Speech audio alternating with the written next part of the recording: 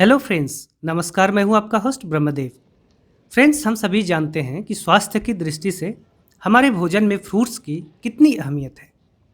मीठे, रसीले और पौष्टिक गुणों से भरपूर फलों के बारे में सोचकर ही मुंह में पानी भर आता है। आज मैं एक ऐसे ही क्वालिटी फ्रूट को ग्रो करने के बारे में आपसे बात करूंगा, जो उन प्राचीनतम फलों में से एक है जिसे हमारे पूर्वज 5000 साल पहले से उगाते आ रहे हैं। बेहद स्वादिष्ट और पोषक तत्वों से भरपूर और कई तरह के रोगों को ठीक करने की क्षमता रखने वाले इस फ्रूट का नाम है अंजीर। मलबरी या मोरेसिया फैमिली से आने वाले इस फ्रूट प्लांट का साइंटिफिक नेम है फाइकस कैरिका, और इसे आमतौर पर अंजीर या कॉमन फिग के नाम से जाना जाता है। इसके फलों को या तो ताज़ा या सुखाकर खाया जाता है। इसके कच्चे फल हरे रंग के गोल आकार वाले होते हैं और मैच्योर होने पर इनका आकार बढ़कर 1.5 से 2 इंच डायमीटर तक का हो जाता है। पकने पर फलों का रंग इनकी किस्मों के अनुसार हल्का पीला, गहरा सुनहरा या गहरा बैंगनी हो जाता है। लेकिन किस्म चाहे जो भी हो, इनके फलों में पोषकता लगभग एक जैसी ही रहती है। न्यूट्रिशन इंडेक्स में अंजीर का स्थान सेब से भी ऊपर है, यानी यह सेब की अपेक्षा अधिक पौष्टिक है। अंजीर का छिलका काफ़ी पतला होता है और इसे पूरा का पूरा यानी छिलका, बीज और गूदा सहित खाया जा सकता है। कॉमन फिग या अंजीर का फल इसी प्रजाति के एक अन्य भारतीय फल फाइकस रेसिमोसा या क्लस्टर फिग या गूलर से मिलता जुलता है, लेकिन क्लस्टर फिग या गूलर के फ्रूट्स को आमतौर पर बंदर या अन्य जानवर ही खाने के लिए प्रयोग करते हैं। फ्रेंड्स, कॉमन फिग या अंजीर की लगभग 15-20 वेराइटीज़ को पूरी दुनिया में उगाया जाता है, लेकिन इंडिया में ज़्यादातर जगहों पर इसकी पूना वैरायटी को ही उगाया जाता है। इस वैरायटी के फ्रूट्स ताज़ा खाने के लिए ही ज़्यादा उपयुक्त होते हैं। पकने पर इसके फ्रूट सॉफ्ट हो जाते हैं, रंग हल्का पीला हो जाता है और फ्रूट का निचला भाग ओपन हो जाता है या उनमें दरारें आ जाती है, जिससे फ्रूट के अंदर वाला रेडिश पिंक कलर का पल्प दिखाई देने लगता है। वैसे भी अंजीर का फल पेड़ों के ऊपर ही पकता है, यानी अन्य फलों की तरह पेड़ से तोड़ने के बाद इसे फोर्सफुली पकाया नहीं जा सकता। अगर ऐसा करने की कोशिश भी करें तो उसमें वो स्वाद नहीं आ पाएगा जो पेड़ पर स्वतः पके हुए फलों में होता है। इसलिए अंजीर के फलों को पूरी तरह पकने पर ही तोड़ना चाहिए। दरअसल अंजीर का फ्रूट बहुत सारे छोटे छोटे फ्लावर्स और सीड्स का एक ऐसा समूह है जो एक एनक्लोज्ड स्टेम टिश्यू में अंदर की तरफ खिलते हैं। इसलिए अंजीर के फूल आपको तब तक नहीं दिखेंगे जब तक कि अंजीर के फलों को काटकर खोला न जाए। दूसरे शब्दों में कहें तो अंजीर के फूल अंजीर के फल में ही पैदा होते हैं। फ्रेंड्स, अंजीर का प्लांट एक झाड़ीदार छोटे प्लांट की श्रेणी में आता है जिसकी हाइट 10 से 12 मीटर तक हो सकती है, लेकिन इसे आप पॉट में भी उगा सकते हैं और इसकी हाइट को 1 से 2 मीटर तक लिमिट किया जा सकता है प्रूनिंग के द्वारा। आगे मैं बताऊंगा कि पॉट में अंजीर को उगाने के लिए और क्या क्या बेसिक रिक्वायरमेंट्स हैं, लेकिन पहले इसके ग्रोइंग कंडीशंस के बारे में थोड़ा और जान लेते हैं। अंजीर एक डेसिडुअस ट्री है, यानी इसमें पतझड़ आता है।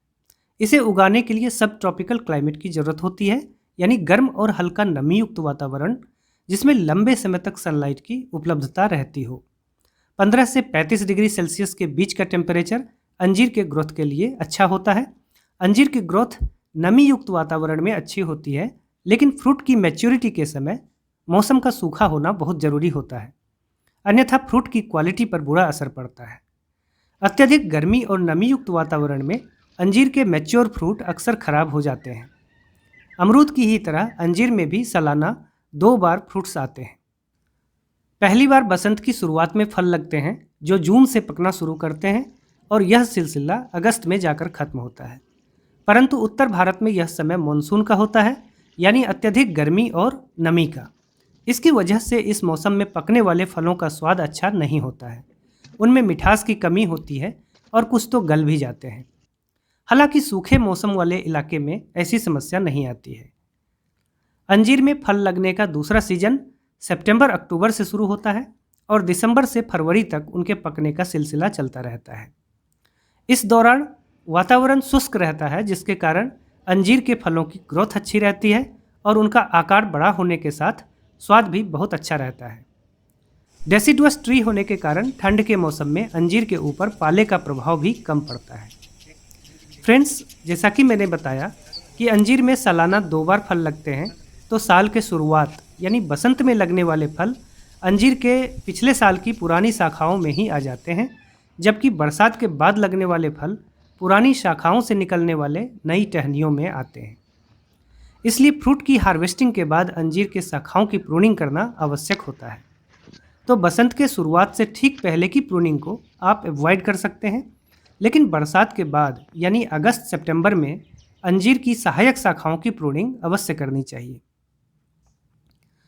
प्रूनिंग कितना करना है यह डिपेंड करता है कि प्लांट की साइज़ क्या है और उसमें ग्रोथ की कितनी क्षमता है। शुरुआती वर्षों में अंजीर की मुख्य शाखा को पहले लगभग 1 मीटर तक बढ़ने दिया जाता है और उसके बाद उसे ऊपर से ट्रिम कर दिया जाता है। इससे बहुत सारे लेटरल ब्रांचेस डेवलप होते हैं और एक कैनोपी विकसित करने में मदद मिलती है। चूँकि अंजीर के 1-2 साल पुरानी शाखाओं से निकलने वाली नई टहनियों पर ही फल लगते हैं, इसलिए शुरुआत के 1-2 वर्षों तक शाखाओं की एक कैनोपी डेवलप करने पर ध्यान जरूर देनी चाहिए। बाद में हर वर्ष सितंबर-अक्टूबर में इसके पुराने ऑक्सिलरी शाखाओं की आवश्यकता अनुसार प्रूनिंग करनी चाहिए। प्रूनिंग करने का दूसरा फायदा यह है कि पौधे की हाइट को हम आवश्यकता अनुसार कंट्रोल कर सकते हैं। प्रूनिंग करने के लगभग 2 हफ्ते के बाद से ही नए ब्रांचेज के सूट्स निकलने लगते हैं और जैसे जैसे इन नई शाखाओं का विकास होता है, उनमें फल लगने की प्रक्रिया भी शुरू हो जाती है। नई शाखाओं के हर नोड्स पर फल लगते हैं, यानी शाखाओं का और उनमें लगने वाले फलों का विकास एक साथ होता रहता है। फ्रेंड्स, अब बात करते हैं अंजीर के प्रोपगेशन की। अंजीर के पौधे का प्रोपगेशन सामान्यतः इसके 1 वर्ष पुराने शाखाओं की कटिंग से होता है। जनवरी-फरवरी के महीनों में जब अंजीर का प्लांट डोरमेंट स्टेट में होता है, तभी उनके पिछले वर्ष की शाखाओं से कटिंग लेकर उसे लगाया जाता है। जैसा कि आप देख सकते हैं, मैंने अंजीर की एक छोटी सी शाखा को कुमक्वाट के स्पॉट में ही लगा दिया था और अब यह एक छोटे प्लांट के रूप में विकसित हो चुका है। इसमें नए पत्ते भी आ चुके हैं। मैं इसे बाहर निकालकर आपको दिखाता हूँ। देखिए, रूट्स अच्छी तरह डेवलप हो चुके हैं। चूँकि अभी इसकी हाइट केवल 6 इंच की ही है, इसलिए फ़िलहाल मैं इसे एक छोटे ग्रो बैग में ट्रांसप्लांट कर देता हूँ। जब यह लगभग 1-1.5 फीट लंबा हो जाएगा, तब इसके रूट बॉल अच्छी तरह डेवलप हो चुके होंगे। मैंने जून में इस प्लांट को ग्रो बैग में ट्रांसप्लांट किया था और अब 3 महीने बाद यानी सितंबर में आप देख सकते हैं इसका रूट सिस्टम डेवलप हो चुका है और प्लांट की हाइट भी थोड़ी बढ़ी है। मैं इसे अब 10 इंच वाले स्पॉट में ट्रांसफ़र कर देता हूँ। फ्रेंड्स, वैसे तो अंजीर का पौधा किसी भी तरह की मिट्टी में उग सकता है, लेकिन पॉट या कंटेनर में उगाने के लिए हमेशा वेल ड्रेन्ड सॉइल ही लेना चाहिए। मैंने जो पॉटिंग मिक्स लिया है उसमें साधारण गार्डन सॉइल की मात्रा है 40% यानी 10 बराबर भागों में 4 भाग। कोर्स रिवर सैंड यानी मोटी वाली नदी की रेत या बजरी की मात्रा है 20% यानी 10 बराबर भागों में 2 भाग। कोकोपीट की मात्रा है 10% यानी 10 बराबर भागों में 1 भाग और वर्मी कंपोस्ट की मात्रा है 30% यानी 10 बराबर भागों में 3 भाग। इसके अलावा इसमें पॉटिंग मिक्स के कुल वॉल्यूम का 2% की मात्रा में अलग अलग तरह के ऑर्गेनिक मैटर्स जैसे neem cake powder, tea leaf manure, mustard cake, bone meal और वुड ऐश आदि को भी खास रेशियो में मिलाया गया है। अलग अलग तरह के पॉटिंग मिक्स बनाने का डिटेल्ड वीडियो मेरे चैनल पर उपलब्ध है और उसका लिंक आपको डिस्क्रिप्शन बॉक्स में भी मिलेगा। प्लांट को इस तरह रिपोर्ट करने के 6 महीने बाद आप देख सकते हैं कि इसकी ग्रोथ कितनी अच्छी हो रही है। नए नए सूट्स भी निकल रहे हैं और प्लांट की हाइट बढ़कर अब लगभग 18 इंच की हो चुकी है। आप नर्सरी से इसी तरह का प्लांट खरीद सकते हैं। 1 से 1.5 फुट का प्लांट सामान्यतः 6 महीने पुराना होता है और उसे शुरुआत में 10 से 12 इंच वाले गमले में रिपोर्ट किया जा सकता है। पॉट की साइज़ को बाद में प्लांट की ग्रोथ के अकॉर्डिंग ग्रेजुअली बढ़ाया जा सकता है। पॉट की साइज़ को ग्रेजुअली इंक्रीज करने से प्लांट फ्रूटिंग स्टेज में जल्दी आता है और उसकी हाइट भी बहुत तेज़ी से नहीं बढ़ पाती है। मतलब यह कि पॉट के लिए उसकी हाइट सुटेबल बनी रहती है। फ्रेंड्स, अंजीर के प्लांट का रूट सिस्टम काफ़ी विगोरस होता है। इसकी कटिंग से ग्रो किया गया प्लांट सामान्यतः 1 वर्ष पूरा होने पर फ्रूटिंग करना शुरू कर देता है।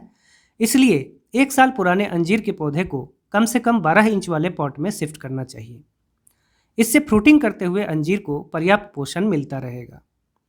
वैसे तो अंजीर का प्लांट एक ड्राउट टॉलरेंट प्लांट है, लेकिन पॉट में लगाए गए प्लांट को पानी की आवश्यकता रेगुलर बेसिस पर पड़ती है। ज्यों ही पॉट की मिट्टी का ऊपरी लेयर सूखने लगे, उसमें पानी डाल देना चाहिए। चूंकि अंजीर में सालाना 2 बार फ्रूटिंग होती है, इसलिए अंजीर को रेगुलर बेसिस पर फर्टिलाइज करना भी जरूरी होता है। मैं अपने पॉटेड अंजीर के प्लांट के लिए केमिकल फर्टिलाइजर का इस्तेमाल लगभग ना के बराबर करता हूँ। इसके पॉट की मिट्टी की ऊपरी लेयर में मैं वर्मी कंपोस्ट, नीम केक पाउडर और चाय पत्ती की खाद के बराबर मात्रा का मिश्रण लगभग 1.5-2 कप की मात्रा में हर महीने ऐड करता रहता हूँ। लिक्विड ऑर्गेनिक फर्टिलाइजर के तौर पर मैं खुद से बनाए गए all purpose liquid organic NPK fertilizer और किचन वेस्ट से तैयार किए गए लिक्विड फर्टिलाइजर को मिलाकर एक साथ या इंडिविजुअली 10 से 15 दिनों के अंतराल पर व्यवहार करता हूँ। ये दोनों ही फर्टिलाइजर्स फुल्ली ऑर्गेनिक हैं और प्लांट के हर तरह के न्यूट्रिशनल रिक्वायरमेंट्स को पूरा करने में सक्षम है। इन्हें तैयार करने का डिटेल वीडियो मेरे चैनल पर उपलब्ध है और इनके वीडियो लिंक्स को डिस्क्रिप्शन बॉक्स में भी दिया गया है। इन फर्टिलाइजर्स को रेगुलर बेसिस पर इस्तेमाल करने के अलावा जब अंजीर के प्लांट में फ्रूट्स लग जाएं, तब 15 दिन के अंतराल पर 2 बार पीजीपी फर्टिलाइजर यानी प्लांट ग्रोथ प्रोमोटर और सीवीड एक्सट्रैक्ट का छिड़काव पत्तों के ऊपर करना चाहिए।